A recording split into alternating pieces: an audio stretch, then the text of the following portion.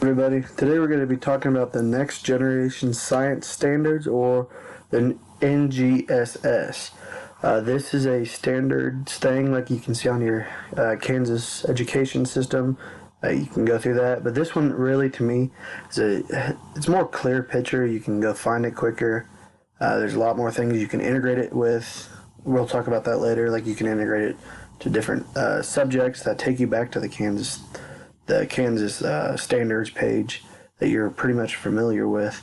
But right now we're just gonna be talking about this. So if you just go up here and plug this in right here, right there, that will bring you to this page, and this page is like just like the home screen. So you can, right here, it has the standards. You can go through understanding the standards, developing the standards, then so on and so forth. You can do planning. You can do assessments, so you can kind of base some of your assessments off. This is a pretty cool thing here. You can search, like for instance, I have water under there. You can search a thing for water, so let's just do that right now. So search for water, then it brings you up Earth and space science.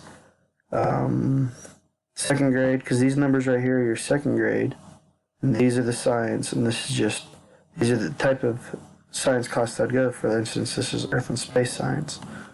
So, and right here, this shows you what grade it is, K through second, but in the kindergarten. For instance, this is K through second, but in first grade, and so on and so forth. So you can use that also.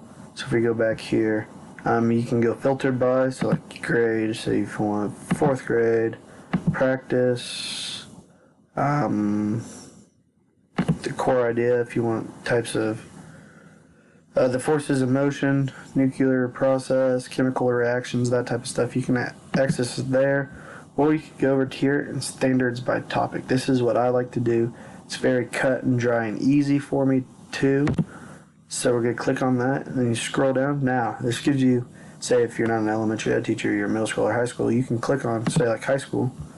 It gives you all these life science, earth and space, physical science, any of those. Middle school gives you all that. So you can, pretty good in elementary school, which we're going to be talking about today.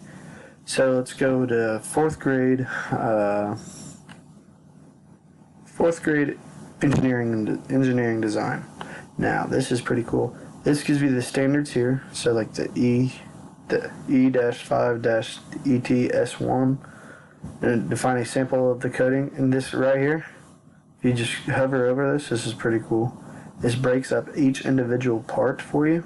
So like for instance, reflecting on a need or want, people's needs and wants over time as do the demand. So it breaks it down for you, so it's not as confusing to some, because sometimes reading standards is pretty difficult if you're not used to it. So I understand. I am like that too.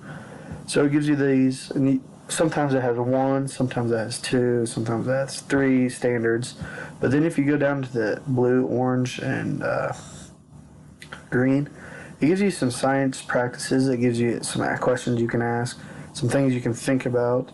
Also, it gives you disciplinary core ideas. So like you could try to tie in something here, some optimizing the design solution, developing problem solution. Then you can go to cross-cutting concepts. This is pretty cool. You can click on each one of those. And sorry, my computer's slow right now. Maybe I'll take it here. And it takes you to like books you can buy, so it can help you with that. If your school allows it, it can help you with that. Say like you could buy a paperback, which it's gonna be pretty expensive because you're gonna have to. Or this is some cool things on these that gives you a download free PDF version. So I think that's pretty cool. I don't think the free PDF version's quite as. I don't think it goes to the full book. It might just have some stuff in it every once in a while, but that's pretty cool if you click on each one of those. Now, if you go down here, this is your Common Core standards. The thing where you type it in and everybody's just like, what the heck? You just don't know what you're talking about anymore because you just read so many of them. So you can also, these are kind of cool. You can tie this into like ELA, literacy. You can tie that into your science, what we're doing here, engineering design. So you can tie that into an English project. You can tie this into a math project down here.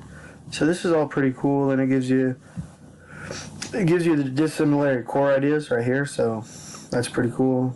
And I didn't know what discipline DIC meant, so I just scrolled right on down and it told me, and you can click on it and get some more information about it. But yeah, this is a pretty cool way to get and quick and easy, and it also helps you define stuff. So back in the Kansas core standards, you don't have that, so that's pretty cool. So I think this would be a good thing for you guys just to play around with and just try.